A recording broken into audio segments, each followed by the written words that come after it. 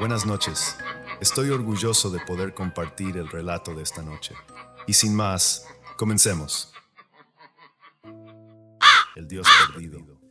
Era un hombre de ciencia, un antropólogo respetado y meticuloso, que dedicaba su vida al estudio de las culturas más remotas.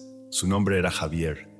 En esta ocasión se había aventurado en una selva conocida por su peligrosidad y misterios oscuros, en algún rincón olvidado de Sudamérica. Lo que comenzó como una expedición rutinaria se convirtió en una pesadilla cuando Javier se desvió del camino y se perdió en la espesura. No era la primera vez que enfrentaba la hostilidad de la jungla, pero esta vez la selva parecía viva, observándole, acechando. Después de vagar sin rumbo durante horas, se topó con algo inesperado. Una tribu completamente desconocida, ocultos entre la vegetación, envueltos en pieles y adornados con huesos y pinturas de colores oscuros. Javier, con el corazón latiendo frenéticamente, se escondió detrás de unos matorrales, observando con detenimiento. Los rituales de esta gente eran perturbadores. Se reunían alrededor de grandes hogueras, donde sacrificaban animales con cuchillos toscos y ensangrentados. Cantaban en un idioma gutural, mientras los tambores resonaban como latidos de un corazón gigantesco, y se entregaban a danzas frenéticas bajo la luz de la luna. Javier, sin poder evitarlo, comenzó a documentarlo todo en su libreta. Los movimientos, los símbolos, los cánticos. Había descubierto algo extraordinario, algo que debía mostrar al mundo. Sin embargo, no fue lo suficientemente cauteloso. Los nativos lo descubrieron tras unos días de vigilancia furtiva. Cuando lo arrastraron ante su jefe, Javier temió lo peor. Pensó que sería sacrificado en aquel mismo momento. Pero para su sorpresa, no le hicieron daño. Los miembros de la tribu lo trataron con una hospitalidad inesperada, ofreciéndole comida y refugio. Era como si le consideraran uno más de ellos, un invitado en su mundo secreto. Al principio, Javier se mantuvo en guardia. Aceptaba su hospitalidad por pura supervivencia, fingiendo interés en sus creencias y rituales.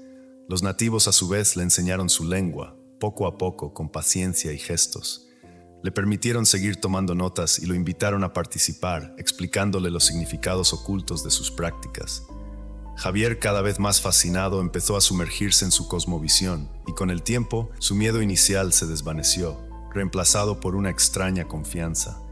Pasaron los meses, y lo que comenzó como un deber académico se convirtió en una obsesión personal. Los rituales ya no le parecían aberrantes, sino cargados de una profunda espiritualidad que no podía ignorar. Javier incluso empezó a considerar que estos ritos, por muy oscuros que fueran, tenían un propósito más allá de lo comprensible para la lógica occidental. Se convenció a sí mismo de que no corría peligro, de que había logrado ganarse su confianza. Finalmente, cuando Javier les habló de su deseo de regresar a su civilización para compartir sus descubrimientos, la tribu organizó una ceremonia en su honor. Era una despedida, un gran banquete bajo la luna llena. Todos reían y bebían, y Javier, eufórico, levantó su copa con ellos. Pero lo que no sabía era que el brindis era más que una simple despedida.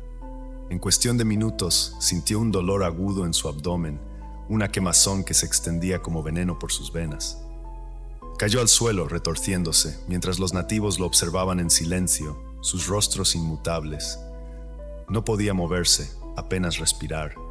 La visión comenzó a nublarse, pero antes de perder el sentido, pudo ver cómo los miembros de la tribu lo colocaban en el centro de un gran altar. Las llamas de las antorchas proyectaban sombras danzantes en la selva, y los cánticos resonaban con más intensidad que nunca. Cuando Javier abrió los ojos por última vez, lo hizo con un dolor indescriptible. Sus entrañas estaban abiertas, y su sangre empapaba la tierra sagrada de la tribu. En medio de su agonía, vio algo que le hizo entender la verdadera naturaleza de aquellos rituales. Una figura oscura emergía de las sombras, gigantesca y retorcida, una entidad que no pertenecía a este mundo. Era el dios oscuro que la tribu había intentado revivir durante siglos. Javier sintió una mezcla de terror y fascinación mientras observaba a la criatura extender sus extremidades y alzarse sobre los miembros de la tribu, que se arrodillaban en adoración.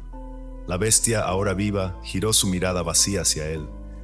Sus ojos eran pozos de oscuridad sin fin, y su presencia emanaba un hambre primigenia, una sed de almas que nunca se saciaría. El último pensamiento de Javier fue que había desatado algo que nunca debería haber visto la luz.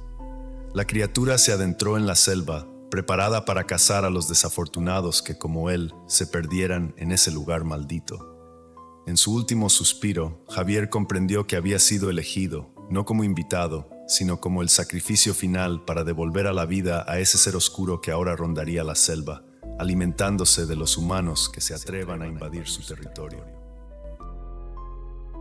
Ahora, descansa.